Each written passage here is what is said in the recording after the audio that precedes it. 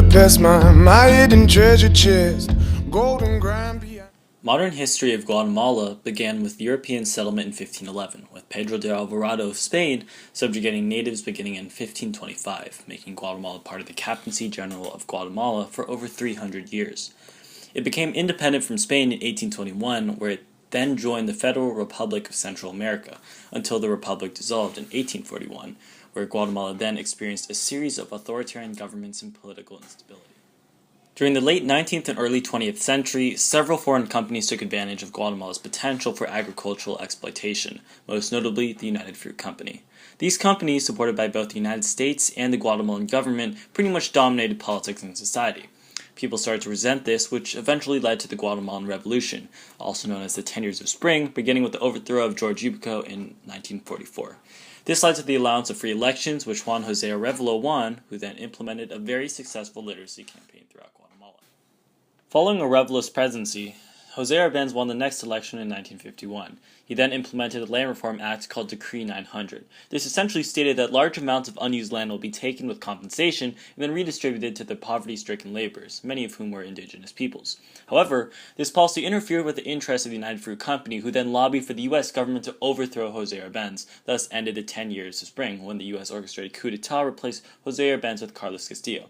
The removal of representative democracy, along with other issues, led to the Guatemalan Civil War, lasting from 1960 to 1996. In 1982 of this war, the U.S.-backed Guatemalan military committed genocide against the indigenous peoples, brutally massacring, raping, torturing, and mutilating innocent families, with a death toll of around 250,000 people. After the war, Guatemala re-established a representative democracy that has improved on the country's stability and crime rates. Great Mayan influence can be observed in traditional Guatemalan culture due to its civilization by the Maya around 2000 BC. Traditional Guatemalan clothing was characterized by bright colors and elaborate patterns resembling Mayan fashion. Women traditionally wear cortes or skirts with huipiles, a large cloth skirt. Men wear pantalones or pants with ponchitos or shirts. Guatemala also holds claim for the invention of the marimba, which was first played by a Mayan musician in Guatemala and is now its national instrument. Guatemalan food shows both Spanish and Mayan influences. Some of the most popular dishes include tamales, stew, tostados, and tacos. The dessert tres leches, or three-milk cake, has gained great popularity in Guatemala, even though it originated in either Mexico or Ecuador. Tres leches is made by soaking a sponge cake in 3 different milks to give it a creamy texture. This dish had become popular in Guatemala due to the long shelf life of evaporated and condensed milks, which can be especially useful because of the low distribution of fresh milk to the country. One unique tradition in Guatemala is the celebration of Dia de la Revolución, or Revolution Day.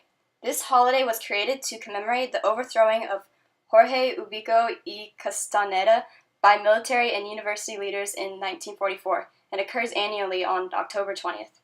The holiday is characterized by protests in Guatemala City against current issues in the country. One aspect of traditional Guatemalan culture is the use of the dance to tell a story. In La Danza de los Venados, or the Dance of the Deer, a ritualistic dance is used to tell the story of a deer hunt. Guatemala has religious freedom and no national religion. However, the most practiced religion in the country is Catholicism at 47% of the population. Guatemala constitutes as the most Protestant nation in Latin America at 40%. Traditional Mayan beliefs are also followed by a smaller percentage of the population. Thousands of people per year visit Antigua, Guatemala to view their famous Holy Week festivities. Holy Week is characterized by large processions of the Catholic faith made up of colorful floats portraying religious images. These processions walk along decorative carpets made of colorful flowers and other plants. Today, Guatemala is a presidential representative democratic republic, where the president is head of state, government, and of a multi-party system. Both the president and vice president are elected through universal suffrage limited to 1 term. The current president of Guatemala is Jimmy Morales of the National Convergence Front. The Congress of the Republic has 158 members who are elected to a 4-year term. The judiciary branch is independent from the legislative and executive branch, with the Supreme Court of Justice serving as Guatemala's highest court. Unlike the U.S., Guatemalan political parties are quite numerous and rarely maintain over a decade of significant political presence. It is also according to law that if a party does not receive 4% of the vote during an election, or at least has 1 deputy in Congress, then the party is cancelled. In Guatemala, there are 27 individual languages, ranging from Achi to Xinca. Only one of the languages has become extinct, but there are many on the verge of extinction. Two of the language, such as Sacapultico and Quiche, are non-indigenous languages, meaning they were introduced to Guatemala from an outside country. The main language in Guatemala is Spanish, and just over 9 million people speak it.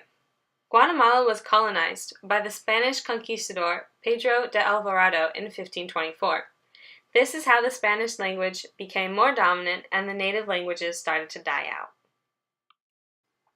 The major sites in Guatemala show how much the culture of the natives has influenced the people. Many of the places to visit when in Guatemala are close to nature and show you how beautiful this country really is. The most famous volcano is called Volcan Pacaya, and it is still highly active. This volcano is one of the most popular to climb because of the beautiful views and how close you can get to the lava. There is also Lake Atitlan, which is surrounded by the three volcanoes San Pedro, Talaman, and Atitlan, which it was named after. Guatemala was a country that was heavily influenced by the Mayan culture because of the Mayan people that originally lived in this area. Antigua, Guatemala is a traditional type city with colonial buildings and streets. The cities of Flores and Guatemala Tikal-Petén are two original Mayan cities. Flores was the last defense against the Spanish conquistadors still inhabited by the Mayans. Guatemala Tikal-Petén was the home of the Mayan people, and over 100,000 people lived there. The famous Mayan pyramids are still standing, and they are available for tourists to explore. European settlers came to Guatemala during 1511, which heavily influenced their culture. Before the European settlers came, their food consisted mainly of maize. Maize is also known as corn. The importance of maize is that it grows well in warm weather. With Guatemala being relatively close to the equator, it made the climate warm, which made corn very abundant and resourceful, thus allowing it to become a staple food throughout Guatemala. Corn is integrated in almost every meal and dish. It can be made into corn tortillas and served with beans and meat of choice, or even turned into flour, which can be used for all different types of dishes, like corn cakes, tostados, tacos, or other flour-based foods. Corn was not only used by the humans, but occasionally when corn would go bad, they would feed it to the animals or use it for tools. Since corn was so diverse in the ways that it could be used, it became a big part of their lives.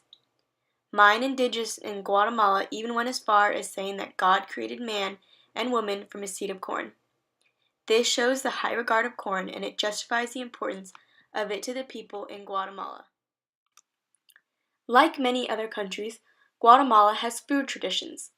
For example, on specific holidays such as Christmas, they celebrate by making doblados, which is a corn tortilla with pork, cheese, potatoes, beans, and loroco flowers. On an average day, a meal plan would include, for breakfast, fruit, tortillas, or eggs. For lunch/dinner, it would include corn, rice, beans, cheese, tortillas, stew, or soup. Fun fact: in a Guatemalan restaurant, if you ask for a roasted chicken, they'll give you the chicken with the feet still attached. Yum! Come to Guatemala!